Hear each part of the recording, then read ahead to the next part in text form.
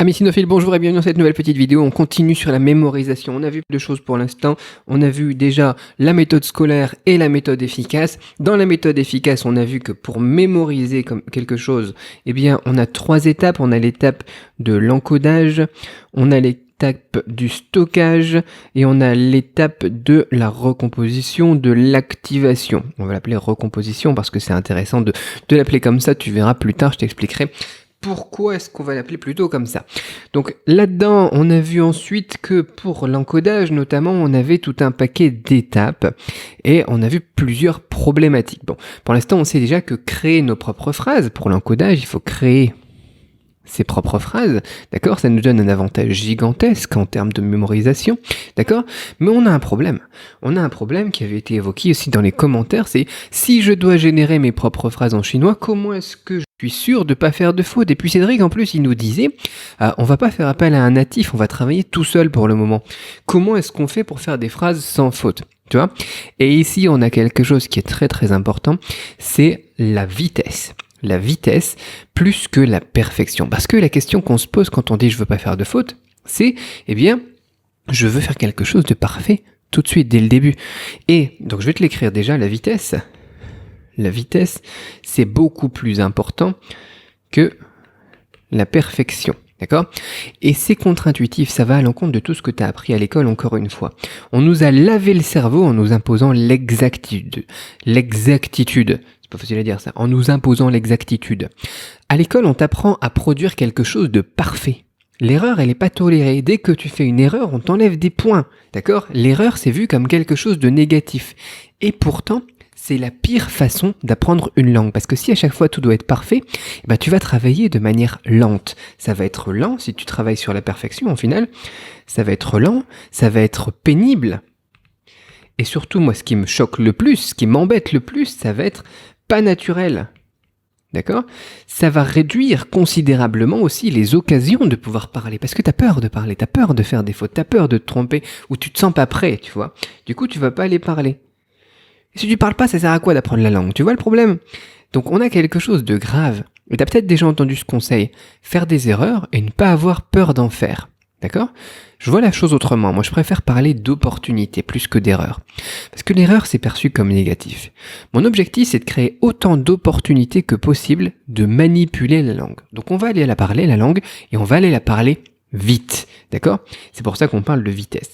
Et là, tu vas te retrouver avec une méthode qui va être totalement différente parce que tu vas pouvoir être rapide dans ton apprentissage, tu vas y prendre du plaisir, tu vas faire les choses de manière naturelle, et surtout, tu vas aller parler la langue. D'accord? Donc maintenant, on a un souci, d'accord? On va parler de ces fameuses erreurs.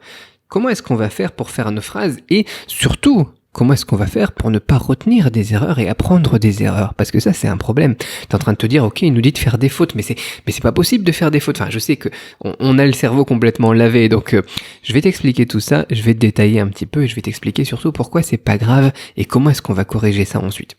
Donc ces fameuses erreurs. Bon, déjà, on va faire un exemple. Je sais pas, moi, manger.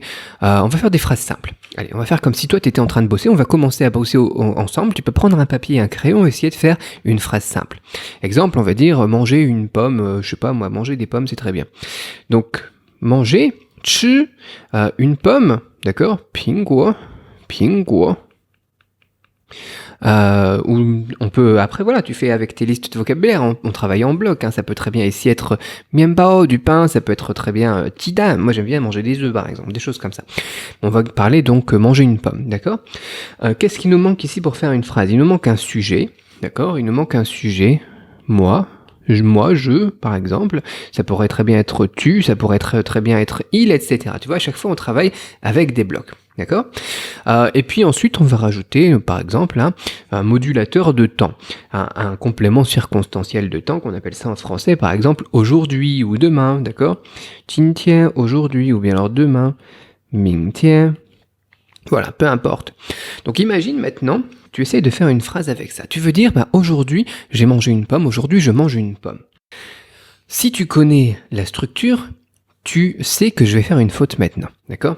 Si tu la connais pas, tu sais pas. Et si tu la connais pas et que tu sais pas, et ben justement, c'est ça qui va être intéressant. Exemple, je vais mettre par exemple, je mangeais une pomme aujourd'hui. 我吃苹果今天.